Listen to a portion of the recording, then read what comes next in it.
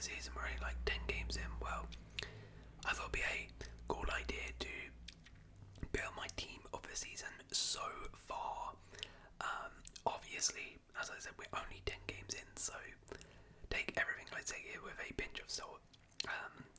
But I thought, international break as well. This is sort of a good time at least to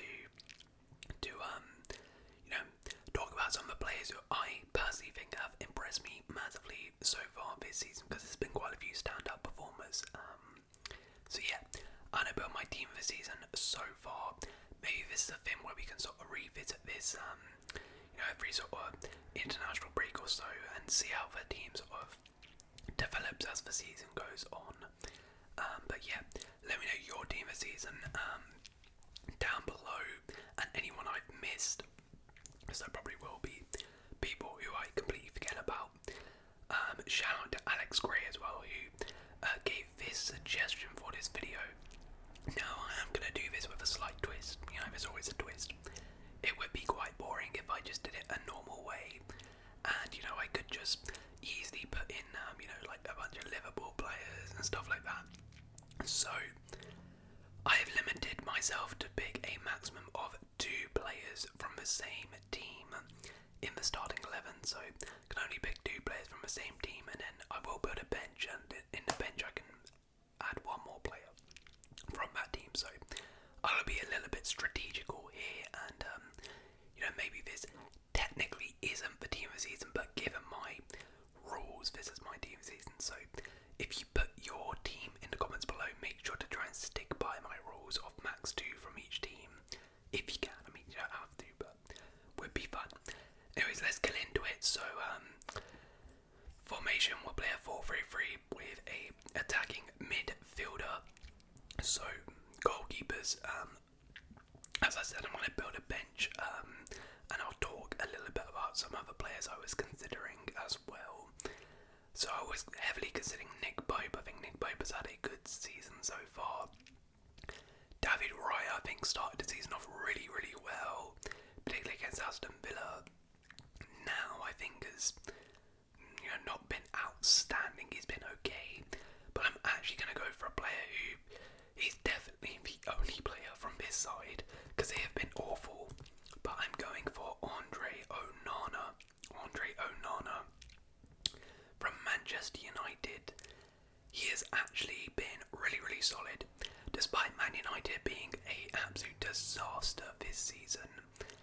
He's been pretty good. I mean, he somehow has the most clean sheets in the league with 5, which, again, I don't know how that's happened considering how bad United have been, but I think the main thing with Onana is, the best thing I can say is, no one's really talking about him, which is so good, because obviously last year, particularly at the start of the season, everyone was talking, everyone memeing him, everyone talking about how bad he was, kept De Gea, all his errors. No one said a word about him this season. Everyone's talking about a lot of other Man United players except Onana, because Onana has actually cut out those errors. He's not really, to my knowledge, can't really recall any massive errors he's made this season. As I said, most clean sheets, he's made some really good saves. It is, of course, Premier League, but that Europa League double save was incredible. So yeah, I think Onana deserves to be in this side, and as I said, we're definitely not getting any other United players in, so I might as well put him in. Right back was a little bit difficult. I don't think there's been too many outstanding ones. Trent, of course, has been fantastic, but I think I want to use my Liverpool picks on other players than Trent, because he's been good, but I don't think he's been like amazing. So I'm gonna go for somebody who I think doesn't really get too many props, but I think has been really solid. And don't even, wait, unless I've spelled his name wrong. Hold on, is he even? Surely he should be here, right? Oh my days, I just realised I'm on FC24. Hold on. Wait, how do I switch this? I'm an absolute mare. Squad builder. Right. There we go. Okay. So Onana. There. information real quick, and the suspense, let me have my team name. Dots. So far. I wonder if you know who I'm putting at right back. There is a right back. I'm hoping he's here. He is here. Wait, no he's not.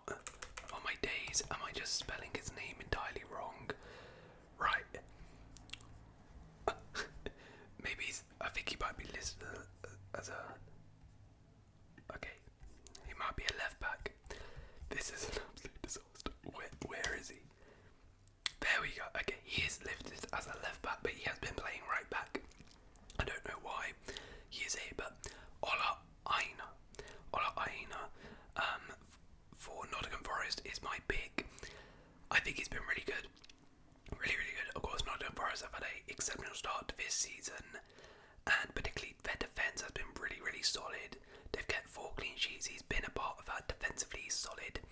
I think he's one of those fullbacks where he just, he doesn't get like a ton of like goals and assists. He's got 1 goal this season, which is a good goal by the way, but he's one of those where he'll do everything sort of in this phase and build up the ball, and then he'll let those more attacking players do their thing. So he's very good at like winning the ball back, and then his dribbling numbers are absolutely incredible. And bring that ball up and then give it to a Gibbs White or something, he will create a chance. And I just think overall he's been really, really good.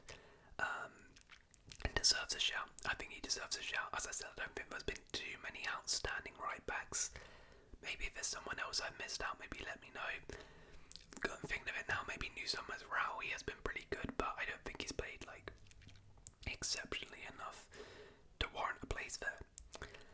Right, centre backs, there was quite a lot of picks. Now one of them who has to be in there, I mean you could really go for either one, but Virgil van Dijk, I mean it has to be in there. Ibrahim Konate, you could argue could also and should also be in there. Those two at the back have just been imperious, haven't they, this season? Liverpool best defensive side in the league, 6 clean sheets. Van Dijk a part of that, the leader at the back. And I mean, I don't really need to talk too much about Van Dijk, do I? But he's just completely back to his best, isn't he? He's also scored a goal this season in the Prem. Yeah, as I said, I don't think I really need to talk too much about Van Dijk. We all know how good he is, and he has been incredible this year too. As I said, Konate also deserves a shout, but I won't go for Konate next to him because, similar to Trent, I want to use those Liverpool picks elsewhere.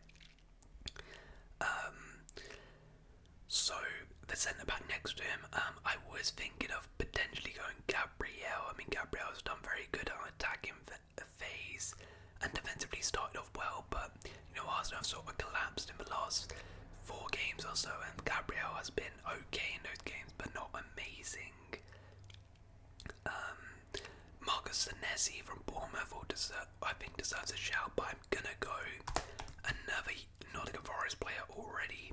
My second pick, Nikola Milenkovic, a new signing for Forest, going for Fiorentina, very experienced head, and I mean what a signing it has been. I think it's been absolutely incredible. Him and Murillo as a partnership is just beautiful, isn't it? You got Murillo, that sort of aggressor, and then you got Milenkovic who'll sit back, and he's a beast. Like, this stat is crazy. He wins 4 aerial duels per game. Like, for context, winning 2 aerial duels for a centre back a game is very good. This guy just destroys everyone in the NBA. He's like 6'5". He's a beast.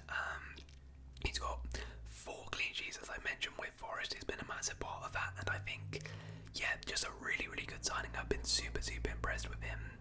And Forest, him and Murillo, as I said, have been fantastic. So I'm going Milenkovic and Van Dijk at the back. Left back, similar to right back, just not really a lot of options, to be honest. The only other one I was considering was Josko Gvardiol, who has been pretty good, but not amazing. So I'm gonna go for this man here. I think has to get it, and that is Anthony Robinson. From Fulham. Yeah, Fulham have been absolutely incredible this season. Started off really, really nicely, and Anthony Robinson, he was one of the best left backs last season. He has just continued that, and I think he's taken his game to another level. Offensively, fantastic. He's got 3 assists already. Going forward, he's such a threat. But also defensively, Anthony Robinson is very good too, contributing to 2 clean sheets for Fulham this season, and overall really dominating his left flank. I should also say Kenny Tete is a shout for right back too. But yeah, Anthony Robinson I think is an all-rounder. I think he can go forward very nicely, he can defend very nicely, he can really do all you want for a fullback. And yeah, a very solid season from him so far for Fulham. Into the midfield. So the first midfielder I have is Moises Caicedo for Chelsea. Caicedo for me has really stepped up this season, slowly getting back to that sort of Brighton Caicedo and showing why we paid so much for him. He's been fantastic, just sort of everywhere really in all aspects. In terms of like tackling and defending, winning the ball back, he's been exceptional. But then he's also been amazing at sort of like carrying the ball up and building up play. He has really held down that midfield and cemented his spot in that midfield. And I think overall, he started off his Chelsea career quite poor, but this entire year, really since January, he's slowly been getting better and better and better. And now we're finally seeing, the Caicedo we thought we were going to get. He's been superb for us. Of course, also scored a goal as well versus Man United, which is important to get us a point in that game. And overall, as I mentioned, Caicedo, I think has just been crucial to our season so far. Really important in that midfield, particularly when he's had a Lavia next to him. Some games then Lavia gets injured, another player comes in. Like Caicedo's been the constant, and Caicedo has been very good. Alright, next up in the midfield. Now, I'm not gonna lie, I did just realise that I've kind of broken my rules here, and I've actually accidentally picked a third player from a team, so I'm gonna have to sort of just freestyle here. Right, so I think what I'll do is I'm gonna go. Alright, let's put this guy in then. So promoted from the bench of my team is Carlos Baleba. So yeah, for Brighton, I think he's been incredible. Similar to Caicedo, last year, didn't do amazing, signed as the Caicedo replacement, but has slowly been getting better and better, and this year has been absolutely exceptional. Again, similar to Caicedo, his tackling numbers, absolutely amazing, but he's been the perfect sort of box-to-box midfielder where he wins the ball back amazingly, but he's also incredible at dribbling up with the ball. His dribbling numbers are fantastic. Of course, the Manchester City game kind of showcased, I think, how good Baleba has been this season, where he comes in at half-time 1-0 down and completely changes the game with his pressing, his intensity, his dribbling, and helps Brighton turn that game around. He's also got a goal and assist as well this season, which is pretty good, both coming against Chelsea. So yeah, I mean, honestly, I wouldn't be surprised if Baleba became another one of those. Eventually, if he continues this, you get sold on for Brighton for some big fees like Caicedo. So yeah, I think Baleba has been really good and really improved from last season. Right, in the attacking mid role, honourable mention to Morgan Rogers,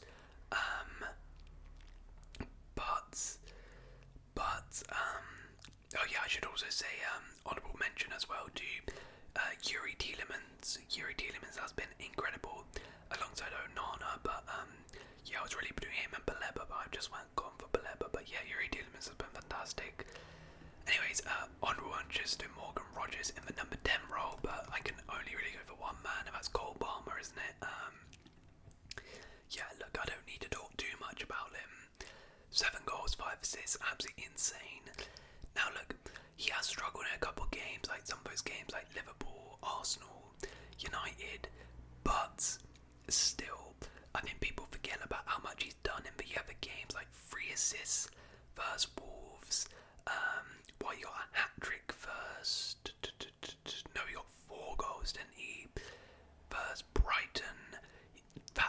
last for the Newcastle game. I think he got a goal and assist or something in that game. He has just been amazing. He has been absolutely amazing. And yeah, he has to be in the team really. Right, into the front three. Another player who has to be in the team is Mo Salah. I will say that this front line was, particularly the wings, was very, very competitive. A lot of good wingers, a lot of good attackers have had good seasons, but Mo Salah has to be in there. 8 goals, 6 assists, joint second top goal scorer. Yeah, first player in all competitions in Europe to get 10 goals and 10 assists already this season. And you know, the thing actually with Salah, I don't think overall his play has been incredible this year, but I think he's just been super effective this year, where he's always just sort of in those right positions, and when he gets a chance he always scores. And like, he'll be drifting in and out in games, I feel like, this season, where he's not really doing much, then all of a sudden Salah pops out of nowhere and scores, or pops out of nowhere and puts in a great pass. And yeah, Salah is just Salah, isn't he? And shows no sign of slowing down. So left wing, very, very competitive. Honourable mention to Luis Diaz, his Liverpool compatriot. Also Antoine Semenyo been amazing for Bournemouth. But I'm kind of cheating here because they're not really a left winger, but I'm doing it anyway. Brian Mbeumo. Yeah, Brian Mbeumo for Brentford. I felt like I had to get a Brentford attacker in this starting 11. Brentford have been scoring goals for fun, and Brian Mbeumo has been the main guy really. 8 goals and an assist already this season. Joined second top goal scorer in the Premier League. He's been so good. He has been so good. And yeah, you know, I think Brian Mbeumo, we saw last season how much of a miss he was for Brentford. He wasn't in the side. Obviously, Tony was a miss last year, but I think the real miss was Brian Mbeumo, because when this guy's on the pitch, I mean, he is just so good, isn't he? Always managed to find the back of the net, and always all the Brentford attacks, all the goals come through him being involved somewhat. So yeah, Brian Mbeumo, I think, has been incredible this season. I think deserves to be in this side. Right, now striker. Honourable mentions to Nicholas Jackson, who started off the season pretty well. Danny Welbeck as well, again started off pretty well. Raul Jimenez, pretty decent too. But look, it was kind of between 2 people.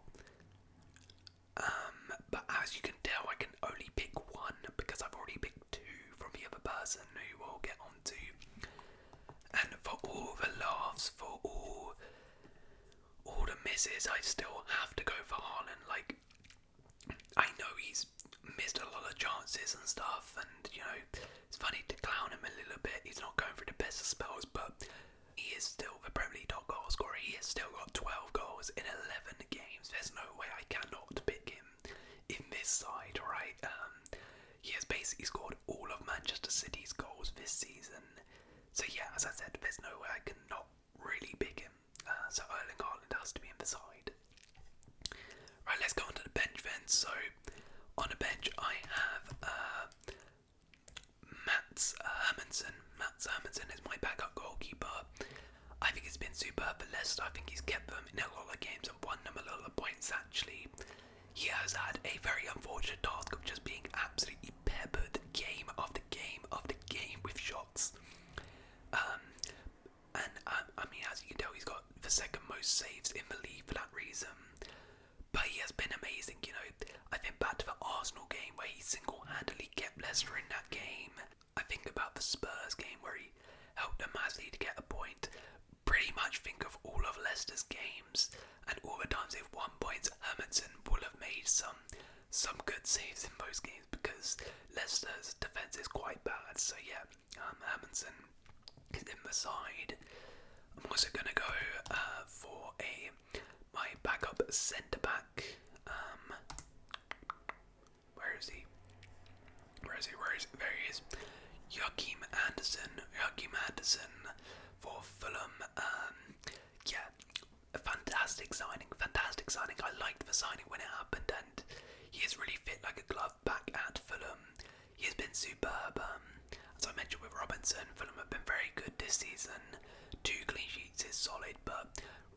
he's here for is obviously his defensive display, but I've been particularly impressed with, the way he builds up play, with his dribbling ability, his passing ability.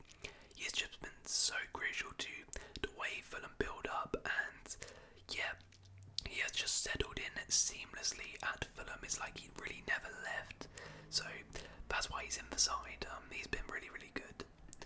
Right, the player who was meant to be in the midfield, but I realised I had already picked two Liverpool players in my side. Ryan Gravenberch. Yeah, kind of a surprise. I think a lot of people didn't really expect Gravenberch, one, to even be a starter, but two, to be this good, based on what happened last season, where he was pretty mediocre to say the least. But under Arnu's slot, he has done amazing. His dribbling, in particular, has impressed me. The way he carries that ball forward for Liverpool has been so good this season. Defensively, very nice, good at pressing, and he's been almost, I think, ever present for Liverpool this season in the Premier League, which highlights just how important he's actually becoming in this Liverpool team. He's been superb, and yeah, definitely one of the most improved players this year. Next up, on the bench, we have someone who, it was really between him and Salah for the right wing spot. I probably could and probably should have put him left wing, but I felt it was kind of boring. Bukayo Saka. Yeah, Bukayo Saka has just been incredible yet again. 3 goals, 7 assists, already leading with assist charts. He's been superb, hasn't he? And one of Arsenal's shining lights so far this season.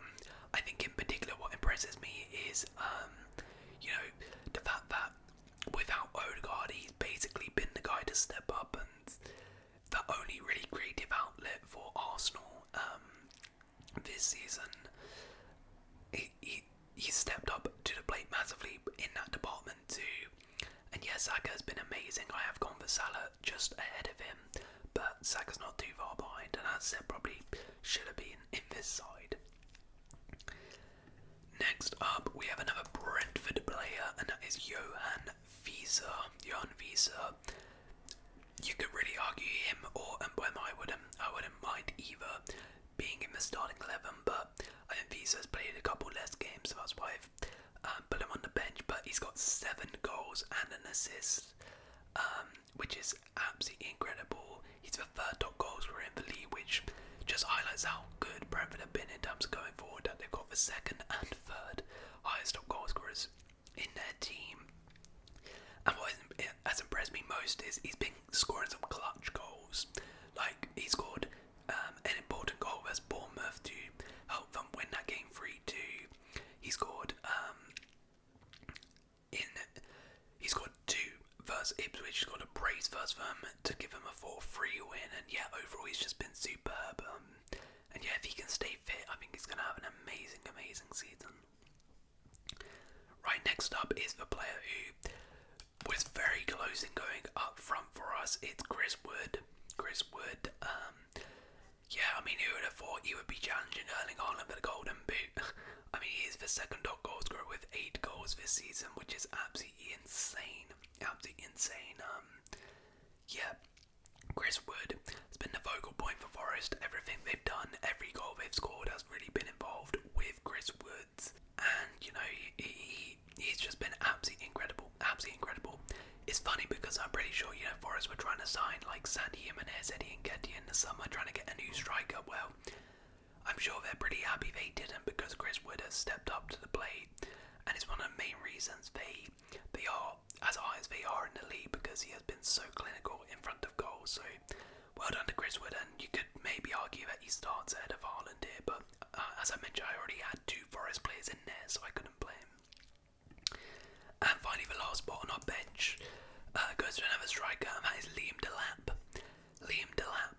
For Ipswich has been really good, despite Ipswich struggling a little bit at the start of the season. Liam Delap has been the main guy, and he, just like Chris Wood, really has been the main guy scoring all their goals. He's got 6 goals already, which is really good considering he's playing for Ipswich. I had my doubts about him, considering he didn't light up the Championship last season, but I think he's already last season, which is crazy. And kind of similar to Visa, he's really won them points with his goals. He got a goal and assist versus Spurs in their win. He got a brace versus Villa to get them a point. He scored versus Fulham to get them a point. So yeah, I think Liam Delap has just been crucial to Ipswich, and yeah, kind of caught me off guard a little bit about how good he's been. So yeah, this is the team. Let's run through it then. Andre Onana in goal. Right back Ola Aina. Centre backs Virgil van Dijk and Nikola Milenkovic. Left back Anthony Robinson. Midfielder Carlos Baleba, Moises Caicedo and Cole Palmer, with Erling Haaland, Brian Mbeumo and Mo Salah in the attack. On the bench we got Matt Hermanson, Yogi Madison, Ryan Gravenberg, Bukayo Saka, Johan Visa, Chris Wood and Liam Delap. So that is my Premier League team of the season so far. Let me know if you agree or disagree with those picks, and if you have enjoyed, please leave a like, because there's